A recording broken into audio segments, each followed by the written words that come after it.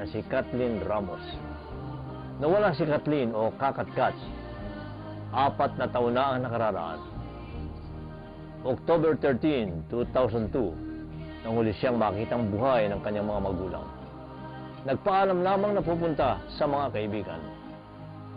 Si Katkat ay kasalukuyan noong second year ng kanyang pag-aaral sa Central Luzon State University o CLSU sa Science City ng Muñoz ng kursong Veterinary Medicine o VetMed.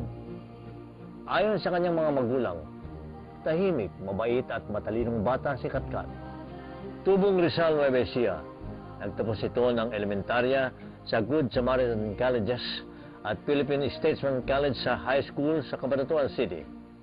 Taong 2002, sa murang edad na 19, nahikayat si Katkat na sumapi sa League of Filipino Students o LFS noong unang taon niya sa kolehiyo. Hindi ito alam ng kanyang mga magulang. Mahigit 3 taon na wala si Katkat na parang bula. Ang mga magulang at mga kaibigan hindi tumigil sa paghanap. Hanggang isang araw, isang dating miyembro ng armadong grupo ng New People's Army o NPA ang sumuko at nagbalik loob sa pamahalaan. Ito ang naging susi sa misteryong bumabalot sa pagkawala ni Kathleen Ramos. Ikinuwento nito ang tunay na nangyari kay Kakatkat, ang dahilan ng pagkawala nito. Matapos ang paghuhukay ng may 3 talampakang lalim, tumambad ang buto ng isang tao. Agad itong iniayos sa mga tauhan ng militar upang ibaba ng bundok. May she rest in peace. Amen. May her soul and all the souls of it departed to the mercy of God. Ang hinihintay naman ng magulang ni Katkat na nasa pala ng bundok ang magiging resulta ng operasyon. Matapos suriin ang nakuhang mga buto, bumuhos na ang emosyon ng nangungulilang ina sa kanyang anak.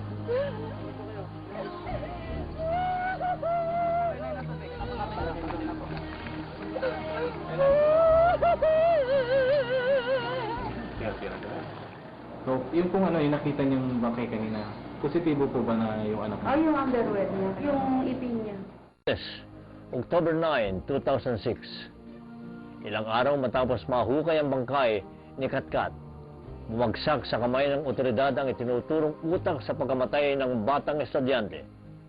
Dinakip ng mga otoridad sa Green Valley sa Baguio City si Leopoldo Calusa alias Kaino at Kawarli. Si Calusa din ang itinuturong commander ng NPA sa Nueva Ecija. Kwento ni Kame, may hinala na siyang may binabalak na masama ang samahan kay Katkat. Dahil dito, kaya sinubukan niyang isama sa kanyang pagtakas noon si Katkat. Hindi nga lamang siya nagtagumpay. Ngayon, nung nilipat siya sa Rizal, nandun, tapos nung natapos na yung exposure niya, bumalik din siya sa NPA. Ngayon doon na siya napagdudahan ng mga NPA na siya ay DPA. Tapos may isang NPA din na bumaba na konsensya daw siya na yun nga dahil sa pinatay ng araw nila. Pero sabi niya, bilin sa akin, wag ko daw sabihin sa ibang mga kasamahan namin na yun ay pinatay na. Kumbaga parang tago lang. Bagit lang sa akin, isinaksak nga raw po siya.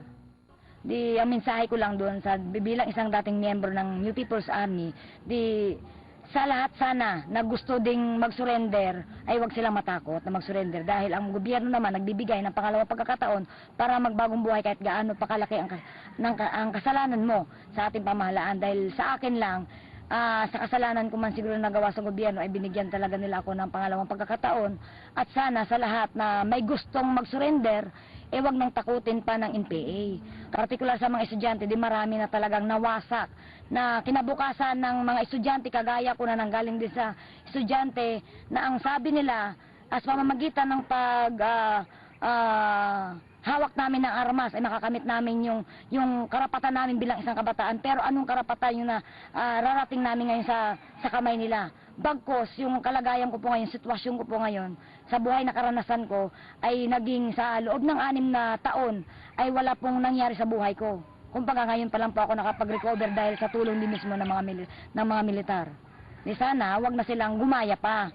At bago sila pumasok, sa ganyang organisasyon, lalo sa mga legal na front ng NPA katulad ng LFS, Anak Bayan, ay yung nasa likod nun ay yung New People's Army din mismo at nang namumuno doon yung Partido Komunista ng Pilipinas na wag na silang magpahulog sa bitag nila.